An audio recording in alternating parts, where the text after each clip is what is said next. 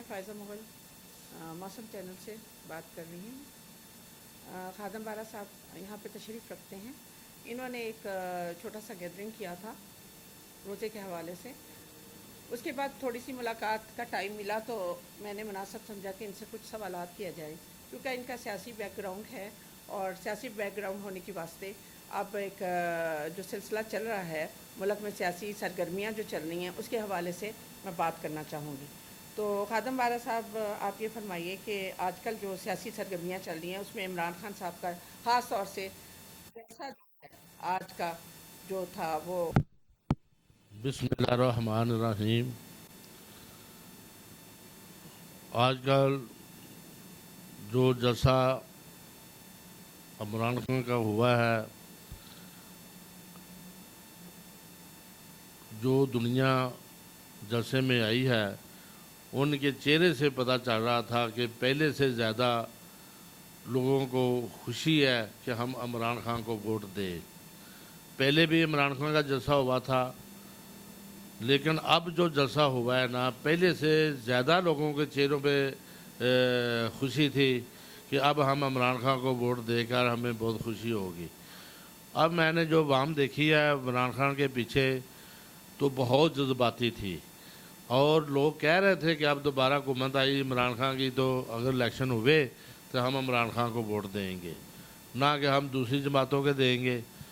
دوسری جماعتوں کا، یہ پاکستان پیپلز پارٹی یا پاکستان مسلم لیگ کا جو جماعت ہے، اس کا اکٹھا ہونا ان دونوں کے لیے بہت زیادہ خرابی ہے، کیونکہ وہ بھی سینئر جماعت ہے، اور یہ جو پیپلز پارٹی ہے وہ بھی سینئر جماعت ہے، اور یہ دونوں شیر میدان میں آ گئے ہیں۔ اب یہ دونوں شیروں کو مار کرنے والا عمران خان۔ آپ یہ سمجھتے ہیں کہ عمران خان کی جو پولیٹکس ہے، جو پچھلے 3.5 سال اس نے گزارے، اور ملک کے لیے جو کچھ، عوام کے لیے اور استحکام کے سلسلے میں جو کچھ کیا، مہنگائی کے سلسلے میں جو کچھ کیا، اور جو اس نے اقدامات اٹھائے، کیا وہ ملک کے لیے ترقی کا باعث بنے؟ اور آئندہ جو اس کے پلانز ہیں اس کے مطابق کیا آپ دیکھتے ہیں؟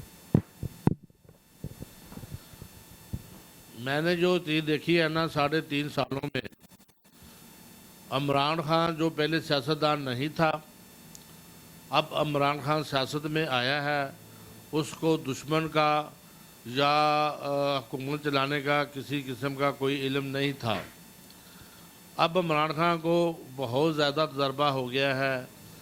جتنے لوگ تھے یا جتنے لوگوں کو ٹکٹیں دی تھیں، اس کو یہ نہیں پتہ تھا کہ یہ کس جماعت کا ہے، جس جماعت کا نہیں ہے۔ جیسے گورنر صاحب محمد سرور تھے، گورنر پنجاب، اور وہ سیٹ سے جب فارغ ہوئے تو اس نے جذباتی باتیں کیں۔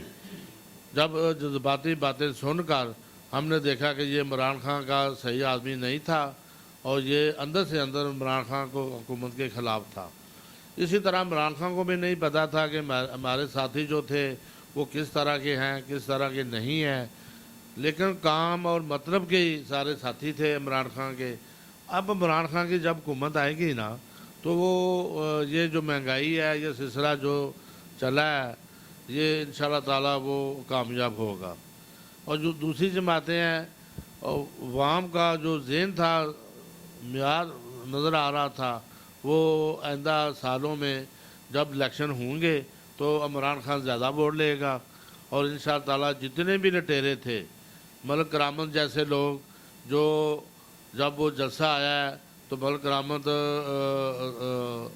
وہ چلا گیا عمرہ کرنے کے لیے، حالانکہ 10 دن پہلے بھی گیا تھا اور عمرہ کر کے واپس بھی آ سکتا تھا، اور ندیم آ رہا تھا، اس نے بھی بہت زیادہ قبضے کیے ہیں۔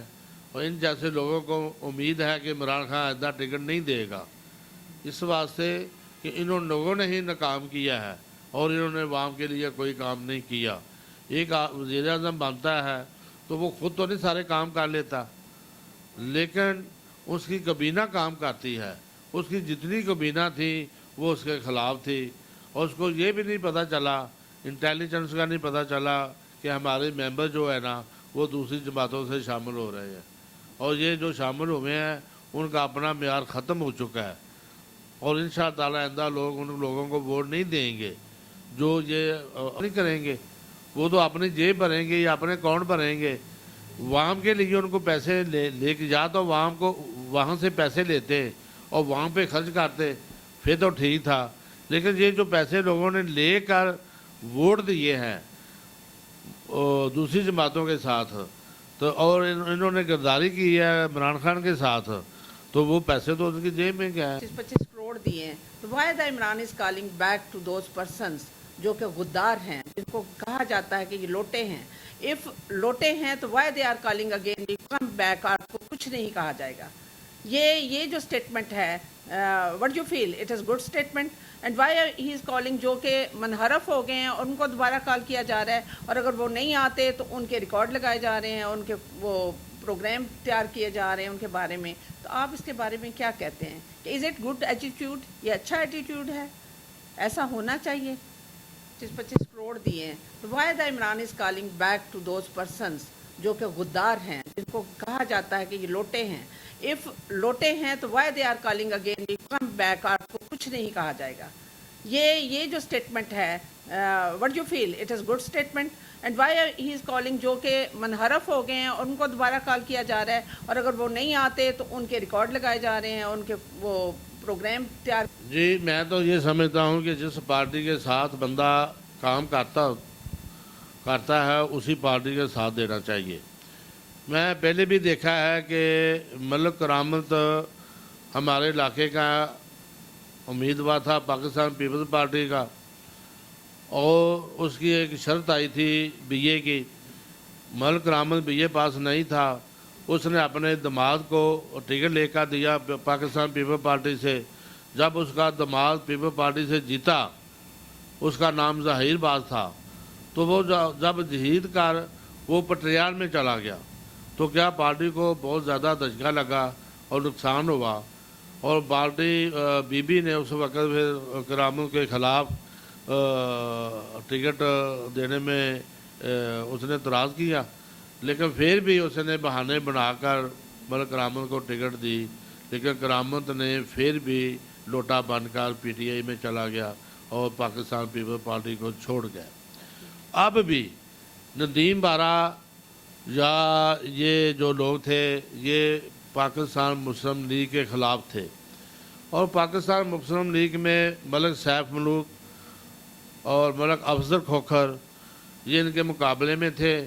इन्होंने बड़ी कोशिश अंदर से की है कि हमें भी पैसे मिल जाएं, लेकिन इनको पैसे नहीं मिल सकते थे, क्योंकि एक तो इलाके के थे, एक तो जिनके मुखालफ लोग रहते थे वो ही पैसे देने वाले थे, वो इनको ये उनसे पैसे इन्होंने नहीं लिए।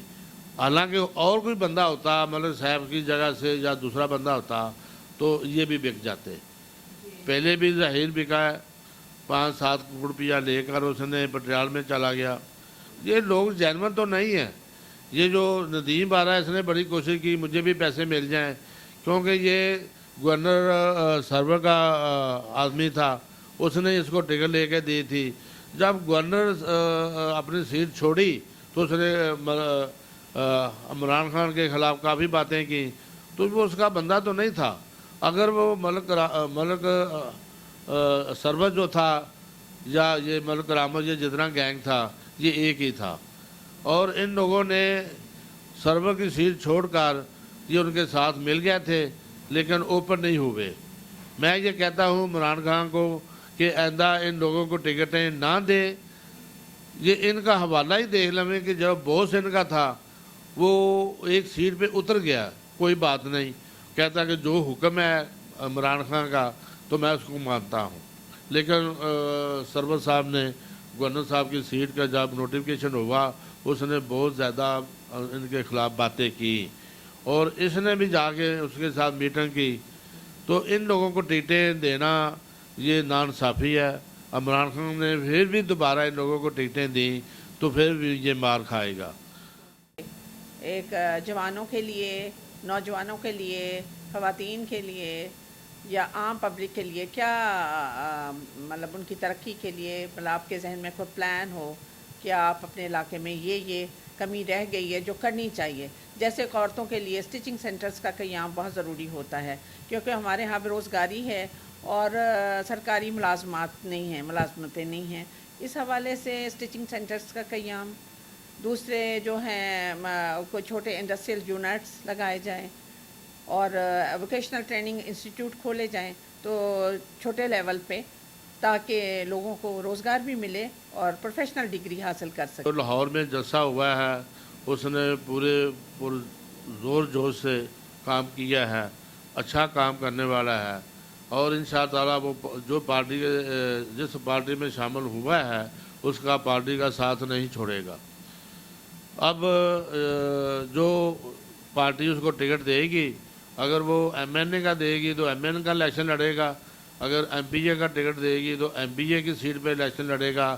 یہ تو عمران خان نے جس آدمی کو ٹکٹ دینی ہے اس کا ہی وہ ساتھ دے گا، لیکن اگر ان لٹیروں کو دوبارہ ٹکٹ ملی تو ہم ان کا ساتھ نہیں دیں گے، نہ ندیم بارے کا دیں گے، نہ ملک کرامت کا دیں گے، اور ان کی اوپن ہم نے مخالفت کرنی ہے۔ اگر ان کی جگہ پہ ہمارا بیٹا آتا ہے یا لاہور کی کسی جگہ پہ بھی اس کو تعینات کرتا ہے تو ہم انشاءاللہ تعالیٰ عمران خان کے ساتھ ہیں۔ عمران خان کی جو بھی حکومت آئے گی ہم ان کے بھی ساتھ ہیں، ووٹوں کے ساتھ بھی ساتھ ہیں، جلسوں میں بھی ساتھ ہیں، ہم پورا ان کے ساتھ دیں گے۔ تو آپ اس علاقے میں کیا اصلاحات چاہیں گے؟ ایک جوانوں کے لیے، نوجوانوں کے لیے، خواتین کے لیے یا عام پبلک کے لیے کیا مطلب ان کی ترقی کے لیے مطلب آپ کے ذہن میں کوئی پلان ہو کہ آپ اپنے علاقے میں یہ کمی رہ گئی ہے جو کرنی چاہیے، جیسے عورتوں کے لیے اسٹیچنگ سینٹرز کا قیام بہت ضروری ہوتا ہے، کیونکہ ہمارے ہاں بے روزگاری ہے اور سرکاری ملازمتیں نہیں ہیں۔ اس حوالے سے اسٹیچنگ سینٹرز کا قیام، دوسرے جو ہیں کوئی چھوٹے انڈسٹریل یونٹس لگائے جائیں اور ووکیشنل ٹریننگ انسٹیٹیوٹ کھولے جائیں تو چھوٹے لیول پہ، تاکہ لوگوں کو روزگار بھی ملے اور پروفیشنل ڈگری حاصل کر سکیں۔ اس سلسلے میں آپ کچھ کرنا چاہیں گے؟ میرا علاقہ آج تک جتنے بھی لوگ ہمارے یہاں کامیاب ہوئے ہیں، پہلے ملک صاحب تھا، لوگوں کی نگاہ تھی کہ یہ کام کرے گا،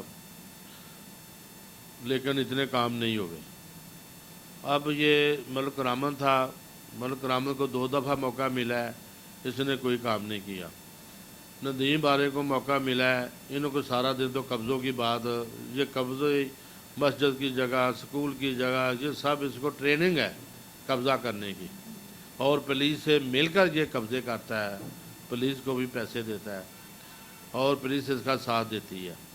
تو یہ تو قبضوں کا پتہ ہے ان لوگوں کو۔ جب ہماری باری آئے گی انشاءاللہ تعالیٰ، ہمیں تو پتہ ہے کہ غریب عوام کا کس طریقے سے کام کرنا چاہیے۔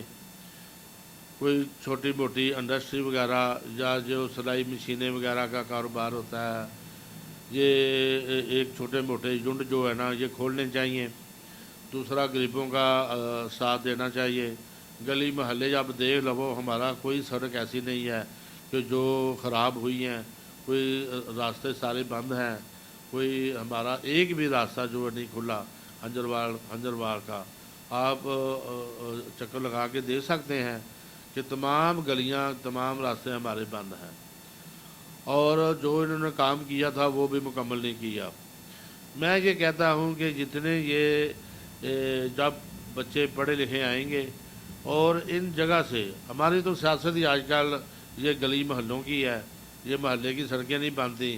میں کہتا ہوں کہ سب سے پہلے یہ گلی محلے جو ہے نا یہ صاف ستھرے ہونے چاہیے، پھر ان کے بچوں کا، سکولوں کا وہاں پہ چھاپے مارنے چاہیے کہ یہ جو سکول پہلے بنے ہیں گورنمنٹ کے یا پرائیویٹ، یہ کام کر رہے ہیں، صحیح کام کر رہے ہیں، نہیں کر رہے، پھر اس کو توجہ دینی چاہیے۔